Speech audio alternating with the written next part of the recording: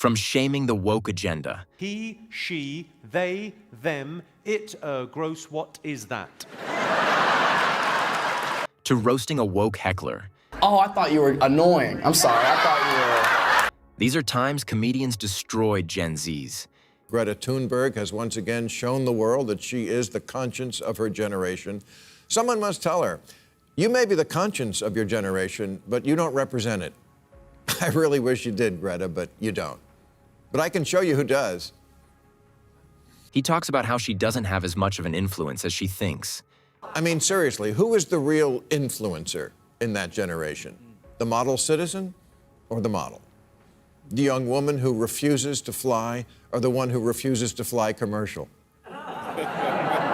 You see what I'm saying? Greta gets where she's going on a sailboat powered by the wind. Kylie takes a private jet powered by Exxon.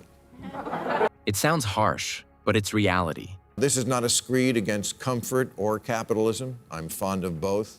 And I give Kylie credit. She's built a massive business empire without ever releasing a sex tape.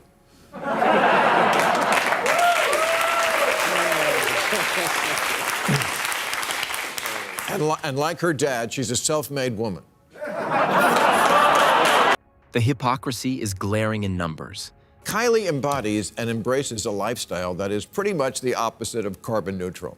And the younger generations fucking love it. In polls, young people always claim to be more concerned about climate change than other generations, but they don't act like it.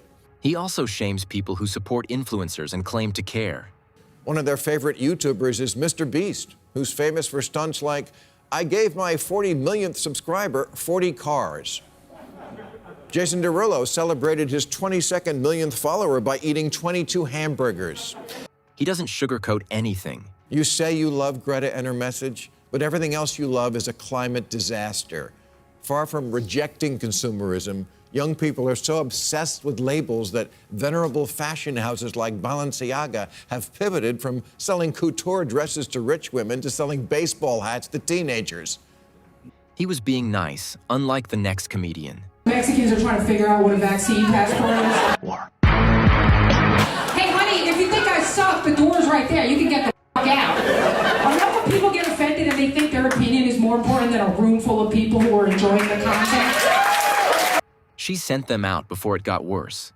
She's vaccinated. I got it now. Hey, people died. I know, people died all the fucking time. The rest of us gotta suffer because these guys were doing it for stupid. And I'm like, yeah, well, your grandfather's watching you right now, being like, wow, if I known my grandson was going to be such a it, I would have let that Nazi soldier me. Jimmy Carr did not spare them either.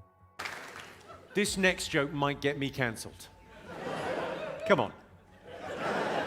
Transgender people aren't what they used to be. He uses humor to describe the confusion caused by the woke agenda today. Trans and non-binary. So non-binary, that's the one with the pronouns. So there's now more pronouns than there ever used to be. There's now 10 pronouns. I'll quickly go through it so we're all on the same page. The 10 pronouns are he, she, they, them, it, gross, what is that? Up next is Rob Schneider, and a college student who thinks kids should have the choice of transitioning. I do think children should be allowed to have that knowledge on if they want to transition on what they want to do. If I have a boy and he thinks he's a pirate, do I have the right to cut off his knee and take an eye out and give him an eye patch? I think once it gets to that certain point. A certain point? yes. Like, what's the point where I can cut off my son's knee and say, because he thinks he's a pirate? He uses a smart analogy to counter him. I think that's purely between the parent and the child. Well, I don't think a parent should be allowed to do that. You should have the option to go be educated and then still go and make the choice that you want to make. Okay, After not you at get that 14. information. If you are under 25 years old, they don't even let you rent a car in this state. That shut him up. The medical establishment seems so blissfully ignorant about. You are not a good decision maker at 14. Ricky Gervais did a bit on offense. That joke was offensive. I got to say, no, you've got to say you found it offensive. Because it's all about feelings, and feelings are personal. And there's loads of types of comedy, and comedy evolves, you know. There's a new type of comedy at the moment called woke comedy, right? Trust Ricky to talk about woke people every chance he gets.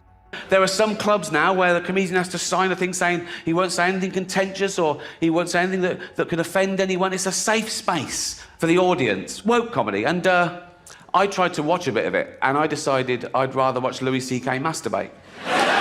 He also explains how offense is subjective and unpredictable.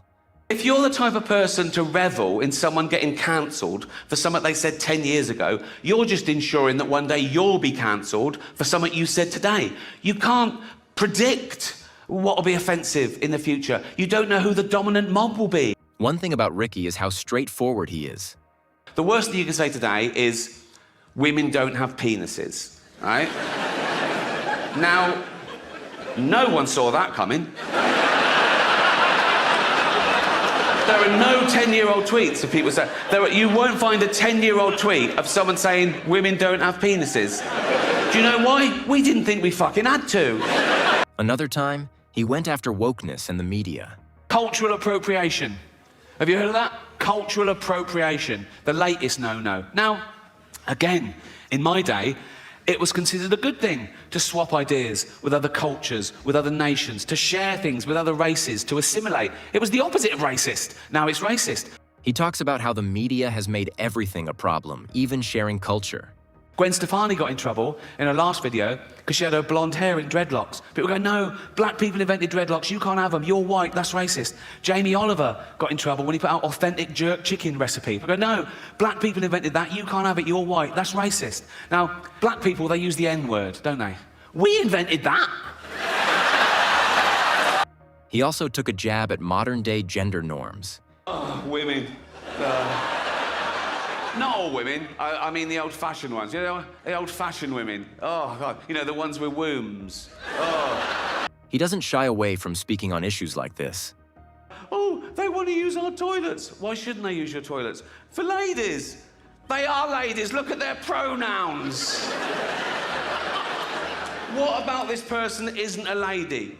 Well, his penis. Her penis, you fucking bigot. A heckler thought it would be wise to interrupt this next comedian.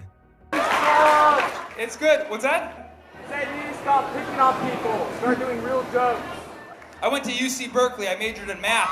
Yeah, all right. He gave him a piece of his mind. Why are you applauding yourself, you jackass? My brother. Okay, look. I'm a person, you're a person. I'm talking about real shit. Majoring in math. Did that. Palestinian Jewish roommate. Did that. Family from Beirut, did that shit. This is all real shit, brother. This is all real shit. This is my life. He got real with him. You don't like talking about race, is that your thing? It's the cheap way out. It's the cheap way out, man. Well, you know what? Race is a reality to me, man. And it's a reality to most people. And I'm making light of it. I'm making light of it, brother. Then he goes on to racially profile him. If it's... Did I have a turban? No, I do not have a turban. However, I will say, okay, look, you had a turban growing up, I didn't. Is that what you're saying? I get mistaken for being Indian all the time. And it annoys me too because there's a difference, bro. People are like, you're Indian. I'm not fucking Indian. You can't just pick any brown person and call us Indian. You're not Columbus. That one's for you. That one's for you. The next one came from Matt Rife, but he was prepared. All right, let's talk to somebody who spent Valentine's Day alone. Let's see. Watch how he turned it on her. Before I even defend myself, I don't even care. I don't even believe in this shit, but I can't let it slide, okay? Virgo men and Aquarius men. You're Aquarius? Oh, I thought you were annoying. I'm sorry, I thought you were... I'm so sorry. I thought, that's my bad. Why do you think Virgo men are the worst, though? She knew better than to heckle Matt. You don't fuck with them? Look, I would fuck you. I haven't washed my hands since petting a dog. I don't want to do that to you.